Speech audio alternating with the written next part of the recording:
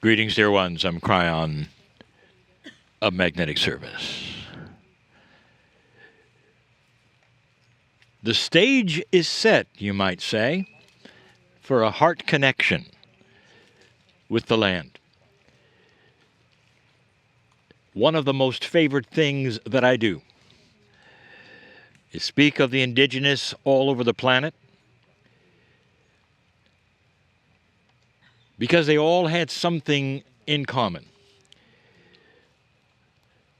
They spoke in metaphors, in cycles, and in ways that perhaps today are a mystery. And yet they did the best they could to leave the wisdom so that it could be discovered someday. We find ourselves in a place called Balam. And those who are here left a lot of messages.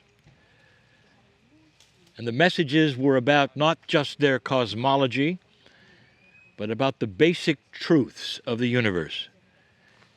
Truths that are celebrated and known from indigenous all over the planet who never knew each other.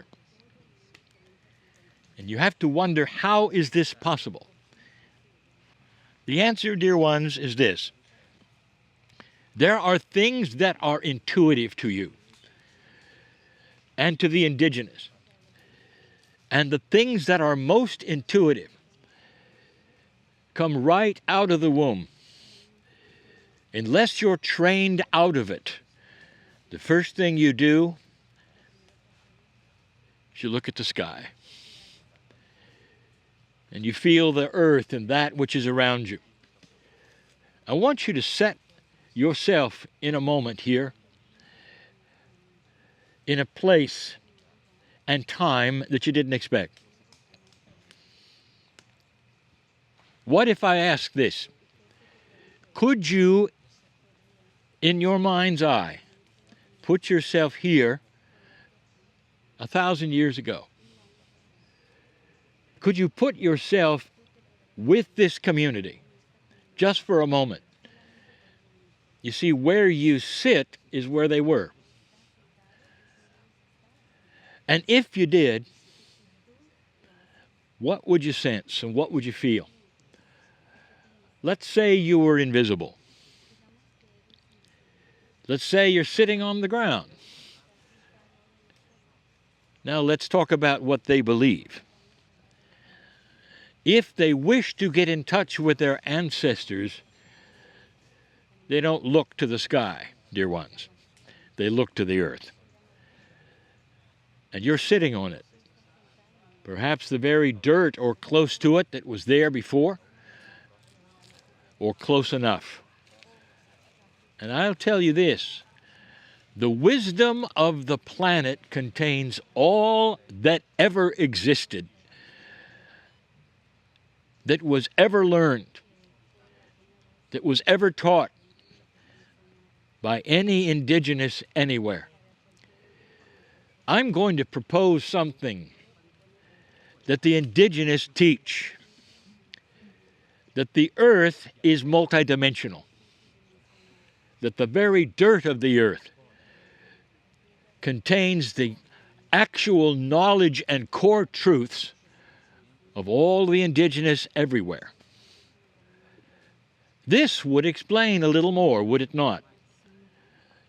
Why the Carroll in Peru would know the same things as the Navajo in North America, or the same kinds of truths that the Maya taught, or the Toltecs or the Aztecs taught. You know, they gave metaphors constantly. An underworld that you come from, that you graduate from, that is a metaphor for layers of consciousness that go from low to high. They understood that you go through a path of learning. Perhaps that ceremony is involved in that learning. Perhaps the dancing and the songs that you will learn and learn and learn, like a school that you would go to, even in the Western world, was a school of wisdom. All of it is in the dirt.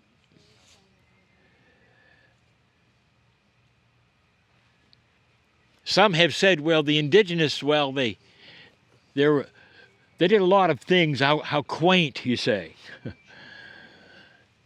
What if the indigenous of this planet, including the ones here, knew more than is known today? What if they did? And you might say, well, we have telescopes today.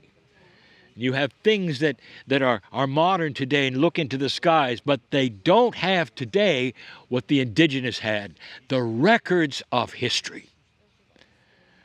What did the stars do? What positions were they in back then? Now we know. And this tells us more about the planet's cycles than anything we have today.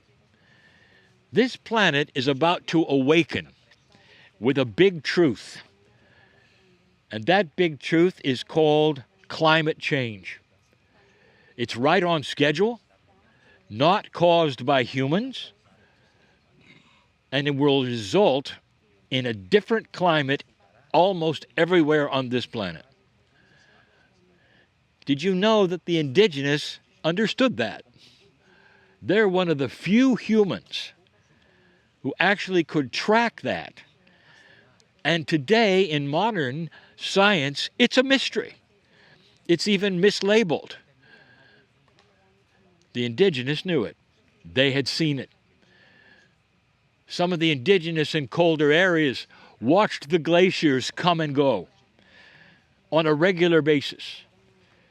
And today, science sees them receding, and it's an emergency. It's a cycle, dear ones. The indigenous know all about the cycles. But the main one that is known by these people is the Fachakudi. And that is the one that says you are in a new cycle, a 26,000-year cycle, one that you were awakening to with promise and free choice. The indigenous had things you don't know about. It's called intelligence. My partner has taken me all over the world, where Western science has looked at the buildings and said they must have had help from beyond. What they had help is they knew how things worked. They could move stones very cleverly, using gravity, dirt, digging holes, fulcrum points, all of the things that today you don't even think of because you have machines. They built great things slowly. They had mathematics divisible by 4, and we have told you this before.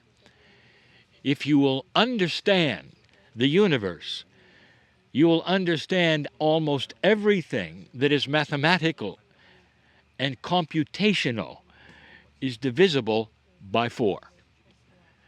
We even told you, and we'll say it again, in your modern world, right now, if any of you were to take the chip out of your camera and look at the number, it will be divisible by 4. And the reason is this is where it naturally falls in mathematics, even in ones and zeros, even in the digital world. The natural evolution of mathematics will be numbers that are divisible by 4. Whether it's the compass or whether it's music, you'll find the 4s everywhere. And this ought to tell you something. Oh, great ones that do everything in 5s and 10s, the pyramids were built with base 4 math, and they had it here. These are the kinds of things that the modern world will discover someday, and it'll point right to here. My partner took me to Easter Island. The National Geographic had just been there, trying to figure out how the stones were moved. The Indigenous stood by as their guides and helpers. But the scientists never turned to the Indigenous and said, "Do you know how the stones were moved?" You see, they do. They're all related to the original Rapa Nui. And to this day, modern science says there are mysteries on Easter Island, and the Indigenous are just smiling. They know exactly how all the things were done. Naturally, beautifully, cleverly. You see, there's a bias. And the bias will say that the Indigenous were too old and too far away to know what you think they did. There is a revelation coming. And part of it will come right from here. You sit on the dirt of the earth that has all of the knowledge that ever happened in it. And I say to you again, tell me what mainstream religion today honors the dirt of the earth. And there aren't any. There's a revelation coming.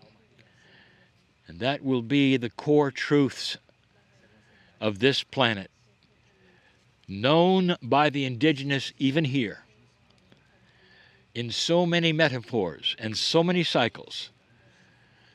And there'll come a day when there'll be a lot more honoring of those ancients who lived in places like this. And finally we say, did any of you meet yourselves here? Do you dare think of that as your hand is on your heart? Does the land talk to you? Does it say, welcome home? Does it say, welcome back? Think about these things, because old souls are here for a reason. These are the things we teach and will always teach, that the Indigenous of this earth had far greater wisdom than anything you're seeing today. And so it is.